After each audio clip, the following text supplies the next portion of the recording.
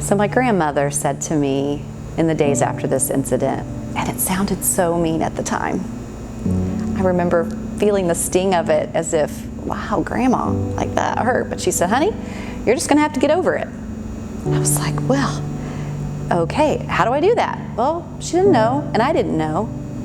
But that meant just taking steps forward, one day at a time, 1 minute at a time sometimes.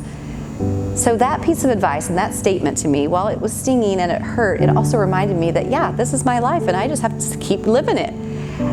So in order to do that through the years, I've tried to make that softer in messaging when I share with clients and people that I'm working with, and don't just want to say get over it, but I remind them that this is their life and that they can have another story. They can write another story for themselves.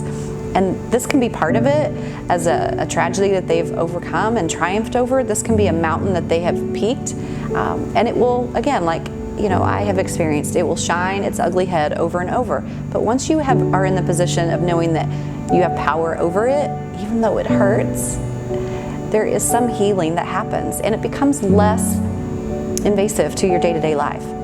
That, and then also, again, finding those safe outlets, finding ways to, and safe people to talk about it with, so that, you know, if I need to say hard things, or I'm upset about something, or I get a call now about a parole hearing, I can call up that trusted friend and I can share about it. And they're not saying, oh gosh, here you're talking about it again, that kind of thing. They're ready. They create that space for me. So finding that. I think lastly, when it comes to best words of advice, you know, I've had some really funny ones over time, but I think a lot of it has come around to, like, how do you have relationships with people on an intimate level, or where you feel like you can trust them in some of those ways. And for me, again, it's just been one day at a time, one relationship at a time, one bond at a time, and knowing that at the end of the road there will be some healing that has occurred.